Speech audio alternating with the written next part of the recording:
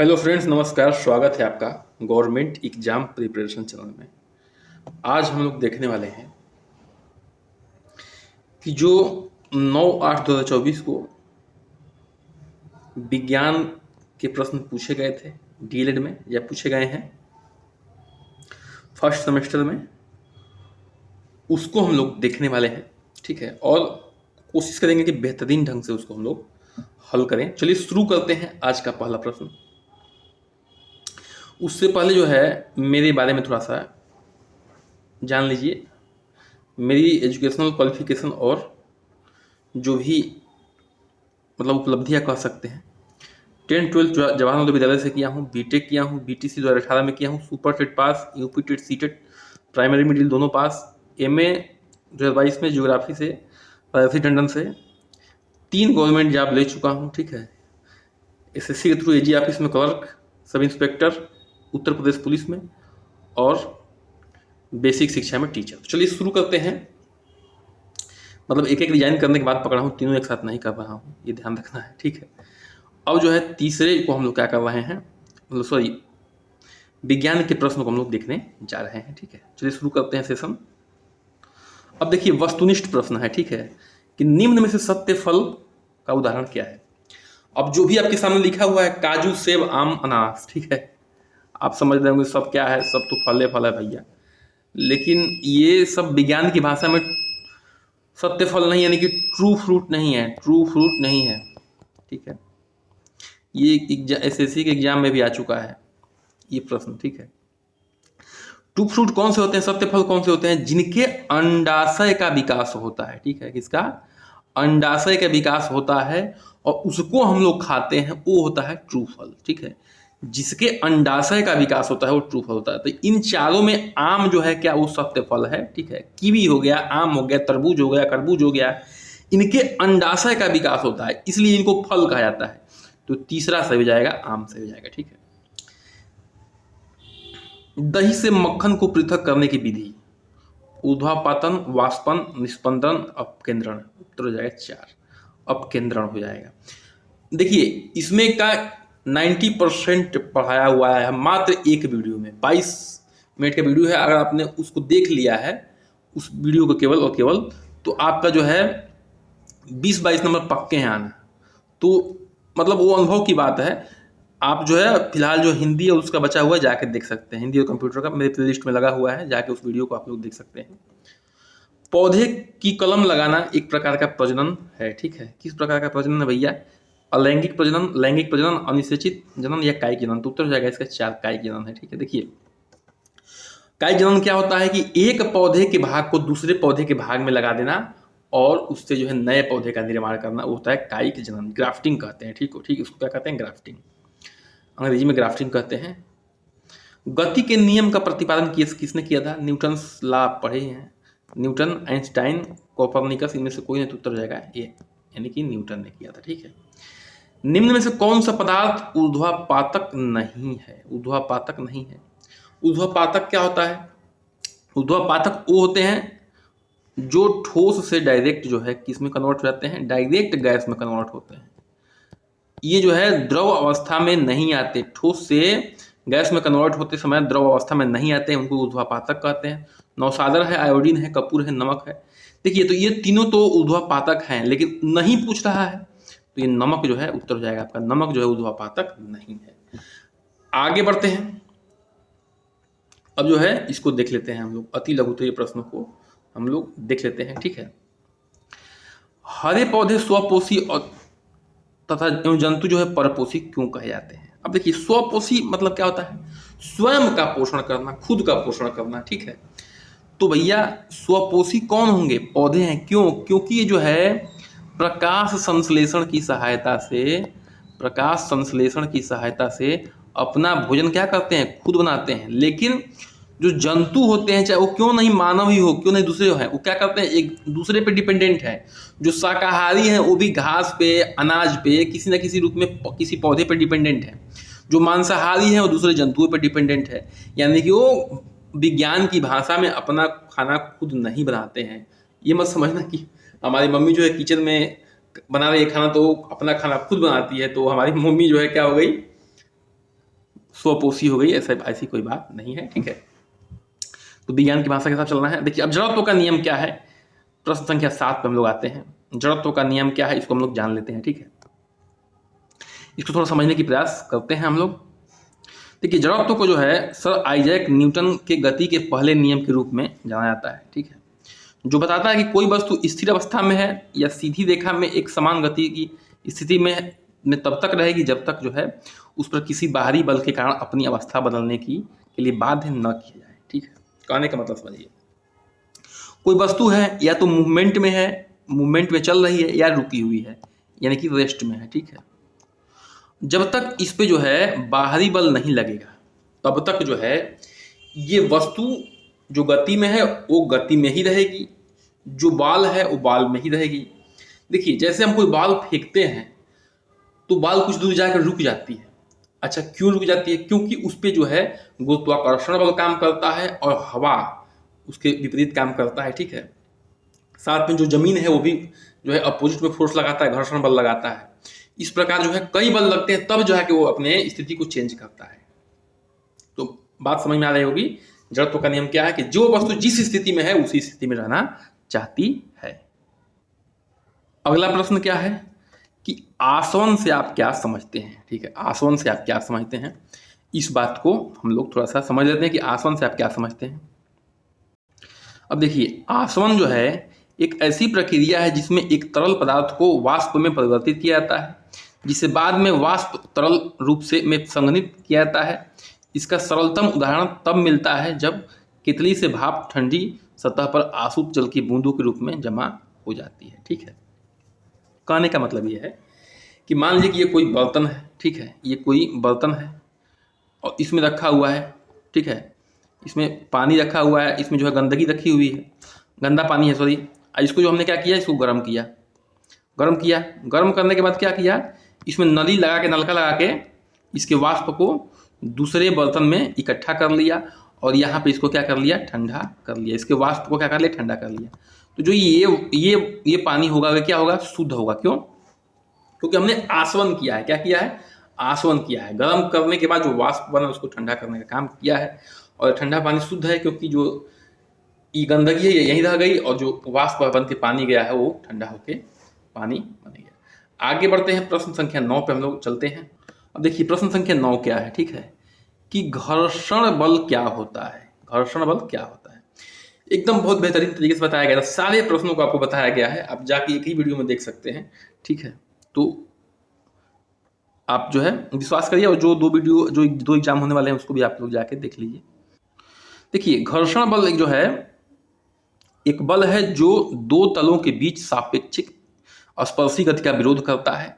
घर्षण बल का जो है मान दोनों तलों के बीच अभिलंब बल पर निर्भर करता है। घर्षण बल दो प्रकार के होते हैं, स्थैतिक घर्षण और गतिज घर्षण।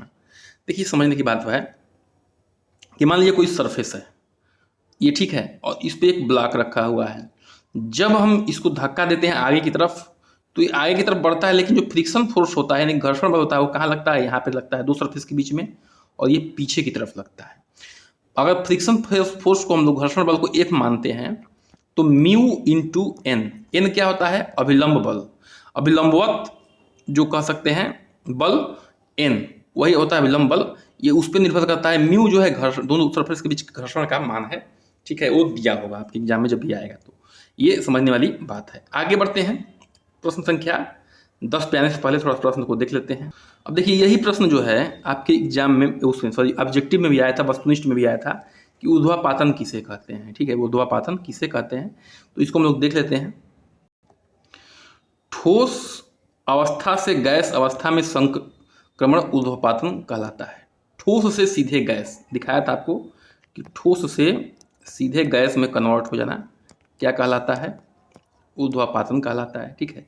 इस अवस्था संक्रमण के दौरान पदार्थ द्रव अवस्था से नहीं गुजरता है, यानी कि ठोस सीधे से गैस में बदल जाता है। जैसे उदाहरण के लिए कपूर था, नौसादर था, ठीक है, ये सब क्या है, ये सब वोलेटाइल हैं, मतलब कि ऊर्ध्वापातन वाला पदार्थ है। ये डायरेक्ट जो है ठोस से गैस में कन्वर्ट हो जाते हैं, गैस में कन्वर्ट हो जाते हैं। आगे बढ़ते हैं, प्रश्न संख्या 11 पे आते हैं, ठीक है। अनुकूलन को परिभाषित कीजिए। अनुकूलन क्या कहलाता है? देखिए, अनुकूलन क्या कहलाता है इसको हम लोग समझने की कोशिश करते हैं। बहुत ही अच्छा प्रश्न है। किसी जीव की संरचना, ठीक है, किसी जीव की संरचना और कार्य पर में परिवर्तन जो किसी प्राकृतिक प्रक्रिया के परिणाम स्वरूप होता है, जिसके द्वारा जीव पर्यावरण में जीवित रहने तथा गुणन करने के लिए बेहतर रूप से अनुकूल हो जाता है। देखिए, जब ठंडी आती है तो हम लोग क्या करते हैं? स्वेटर पहनते हैं। गर्मी आती है तो क्या करते हैं? हल्के कपड़े पहनते हैं, आइसक्रीम खाते हैं, ठंडा पीते हैं, ठंडी चीज़ों का प्रयोग करते हैं, और ठंडी में गर्म चीज़ों का प्रयोग करते हैं। यानी कि क्या करते हैं? जो प्राकृतिक चीज़ है उससे हम समन्वय बनाने की कोशिश करते हैं, अपने आप को अनुकूलित करते हैं। उसी को कहते हैं अनुकूलन करना। क्या कहते हैं? उसी को अनुकूलन करना कहते हैं। अब देखिए, जिससे हम जीवित रह सके और गुणन कर सके। गुणन कर सके मतलब अपनी जनसंख्या को क्या कर सकें? प्रजनन के द्वारा बढ़ा सकें। गुणन का मतलब ये होता है, ठीक है। तो प्राकृतिक संरचना और परिवर्तन कार्य के हिसाब से सभी लोग क्या करते हैं? अपने आप को परिवर्तित करते हैं। जो परिवर्तित नहीं कर पाते हैं, जो देखिए जो विलुप्त प्रजातियां हैं वो क्यों विलुप्त हो गई? क्योंकि अपने आप को क्या नहीं कर पाई? परिवर्तन प्राकृतिक प्रक्रिया के हिसाब से परिवर्तित नहीं कर पाई, इसलिए क्या हो गई? वो विलुप्त हो गई। अब देखिए, प्रश्न संख्या जो है हम लोग 12 पे आते हैं। एक सरल पत्ती का नामांकित चित्र बनाना है आपको, ठीक है। सरल पत्ती का क्या करना था? नामांकित चित्र बनाना था। तो इसको हम लोग क्या कर लेते हैं? देख लेते हैं। ये आपके सामने पत्ती है, ठीक है। क्या है? आपके सामने पत्ती है। अब देखिए, पूरे को क्या कहेंगे? पर्णफलक कहेंगे, पर्णफलक, ठीक है। और जो ये बीच में निकला होता है ऐसे ऐसे, इसको क्या कहते हैं? सिरा कहते हैं। जो ऐसे बीच में बना हुआ है उसको कहते हैं मध्य सिरा। जो ये डंडी निकली है उसको कहते हैं पर्णवृत्त। और इसको कहते हैं, जो इस तरह से डाली से निकला होता है इसको कहते हैं, ये पर्णफलक है तो पर्ण का आधार है, यानी कि पर्णाधार। क्या कहेंगे इसको? पर्णाधार, यानी कि पर्ण का आधार है जिसपे पर्ण क्या हुआ है? टिका हुआ है। तो आशा है कि आप जो है इसको जो है समझ पाए होंगे और इसको ही लिखे होंगे आप एग्जाम में। आगे बढ़ते हैं। प्रश्न संख्या हम लोग 13 को देखते हैं, ठीक है। बल को परिभाषित करते हुए उनके प्रकारों का नाम लिखिए, ठीक है। बहुत अच्छे से बताया गया था आपको कि बल को परिभाषित करना है और उसके प्रकारों का नाम बताना है आपको, ठीक है। देखिए, बल जो है क्या है? बल को सरल शब्दों में धक्का या खींचने वाली गति के रूप में परिभाषित किया जाता है। जो बल होता है उसको सरल शब्दों में धक्का या खींचने वाली गति के रूप में परिभाषित करते हैं। बल के विभिन्न प्रकार जो है संपर्क बल और गैर बल है, ठीक है। यानी कि contact force, non contact force. Contact force माने दो वस्तुएं एक दूसरे से टच होकर फोर्स लगाती हैं। नॉन कॉन्टैक्ट माने दूर दूर से फोर्स लगती है। जैसे गुरुत्वाकर्षण बल है, दूर से एक पिंड जो है एक दूसरे पर फोर्स लगाना चालू कर देते हैं, ठीक है। अब उदाहरण के जैसे परमाणु बल हो गया, गुरुत्वाकर्षण बल हो गया, घर्षण बल हो गया, चुंबकीय बल हो गया, इलेक्ट्रोस्टैटिक बल हो गया, स्प्रिंग बल हो गया इत्यादि। बहुत सारे बलों के प्रकार हैं। इतना लिख देंगे आपको 2 में 2 मिल जाएगा। बल का परिभाषा और कितने प्रकार के बल, यही आपको वहाँ पे लिखना था। आगे बढ़ते हैं। प्रश्न संख्या 13 पे आते हैं। ठोस, द्रव एवं गैस में अंतर स्पष्ट करना है, ठीक है। ठोस, द्रव और गैस में अंतर स्पष्ट करना है। 1000 बार आपको बता चुके हैं इस प्रश्न को, लेकिन फिर भी एक बार देख लेते हैं। देखिए, भौतिक गुण के आधार पर हम लोग इसमें अंतर देखते हैं। ठोस पदार्थ में क्या होता है? आकार और आयतन क्या होता है? निश्चित होता है। ठोस में आकार और आयतन क्या होता है? निश्चित होता है। जैसा रहेगा वैसा ही हर जगह रहेगा, ना आकार में ना आयतन में चेंज होगा। जबकि द्रव में अपने कंटेनर का आकार लेता है, उनका आयतन निश्चित होता है। द्रव का आयतन निश्चित होगा, लेकिन वह जो है जिस भी बर्तन में रखेंगे, जैसे पानी है, द्रव है, लोटा में रखेंगे लोटा का आकार लेगा, गिलास में रखेंगे गिलास का आकार लेगा, ठीक है। जिस भी बर्तन में रखेंगे उसका आकार लेगा, बोतल में रखेंगे बोतल का आकार लेगा। दूसरी ओर गैस का ना तो कोई निश्चित आकार होता है और ना ही कोई निश्चित आयतन होता है, जबकि वे उपलब्ध स्थानों को भरने का काम करते हैं, फैलते रहते हैं, ठीक है। अब देखिए, जो दो अणुओं के बीच में बाइंडिंग होती है उसी से ये सब निश्चित होता है। सबसे अधिक जो है बल होता है इंटरएटॉमिक बल, वो ठोस में होता है, उससे थोड़ा कम द्रव में, उससे थोड़ा कम गैस में होता है। तो आशा है कि बातें समझ में आपको आ रही होंगी। आगे बढ़ते हैं। प्रश्न संख्या 15 पे आते हैं, ठीक है। स्वपरागण और परपरागण में क्या अंतर है स्पष्ट कीजिए। स्वपरागण और परपरागण में क्या अंतर है? प्रश्न संख्या 15 में इसमें अंतर बताना है। देखिए, ये नाम से स्पष्ट हो जा रहा है, लेकिन हम जो है थोड़ा ढंग से देखने की कोशिश करते हैं इसको। देखिए स्वपरागण में क्या होगा कि स्वतः परागण की क्रिया हो रही है, ठीक है। यानी कि एक ही फूल में स्त्री और पुरुष दोनों हैं, स्त्री केसर और पुंकेसर दोनों हैं एक ही फूल में, ठीक है। जब एक ही फूल या पौधे से पराग बीजांड से निषेचित हो जाता है तो उसे क्या कहते हैं, स्वपरागण कहते हैं। जबकि पर परागण तब होता है जब फूल या पौधे से पराग दूसरे फूल के बीजांड को निषेचित करते हैं, यानी कि एक फूल दूसरे फूल को निषेचित करता है, उसे कहते हैं पर परागण। पर मतलब होता है दूसरा, हिंदी थोड़ा आती होगी। स्व मतलब होता है खुद।